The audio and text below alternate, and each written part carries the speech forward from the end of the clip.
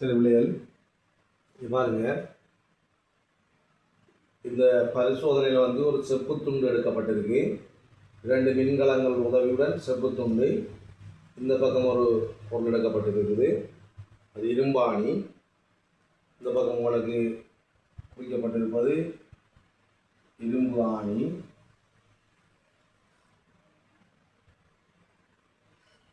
சரி பிள்ளைகள்,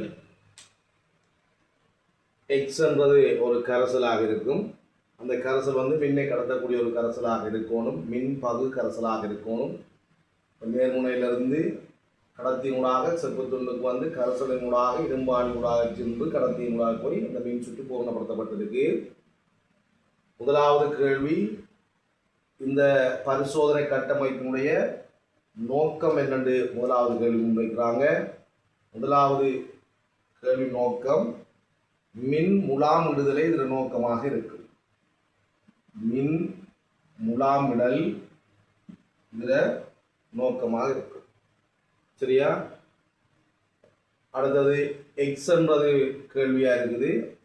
செப்பு துண்டு வந்து இரும்பாணிக்கு நாங்கள் மின் முலாமிடுறோம், செப்பை வந்து இரும்பாணிக்கு முலாமிடுறோம். ஆகவே எக்ஸ் என்னவாக இருக்கணும் என்று கேட்குறாங்க. செப்பு சல்வேட் கரைசலாக இருக்கணும், CuSO4 கரைசலாக இருக்க வேண்டும். செப்பு சல்வேட் கரைசலாக இருக்க வேண்டும்.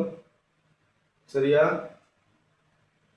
பெரும்பாலும் நாங்கள் பூசுறதுக்காக பாவிக்கிற செப்பு அது கொண்டுள்ள கரைசலாக தான் நாங்கள் பாவிக்கிறது வழக்கம். சரியா? அடுத்தது நேர்மறை மின்வாய்கள் என்னென்னு கேட்குறாங்க. நேர் மின்வாயில் வந்து செப்பு வராது, Cu, அதில் மூலகத்தின் குறியீடு. மறை மின்வாயில் இரும்பு இருக்குது,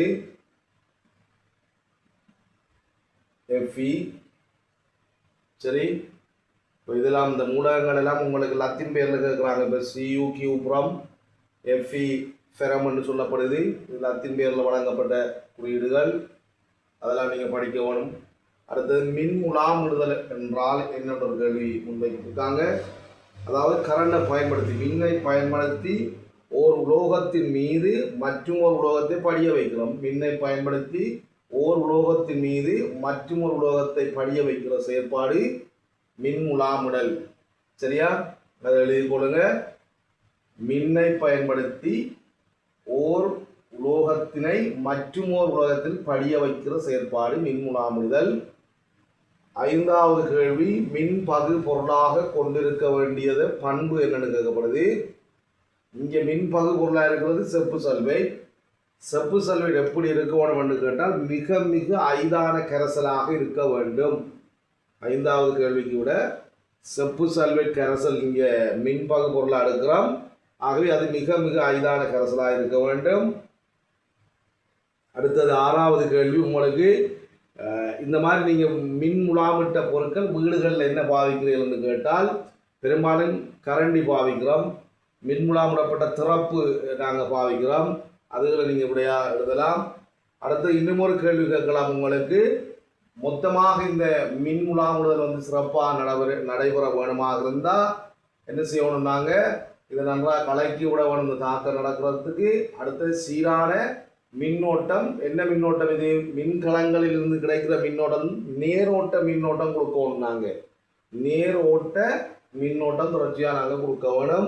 அதில் நாங்கள் அதில் சேர்த்து கொள்ளலாம். மின் முலாமிடல் பற்றிய கேள்வி கட்டாயம் தெரிஞ்சு வச்சு கொள்ளணும். அப்போ அடுத்த கேள்வி ஒன்று பார்ப்போம். நாங்கள்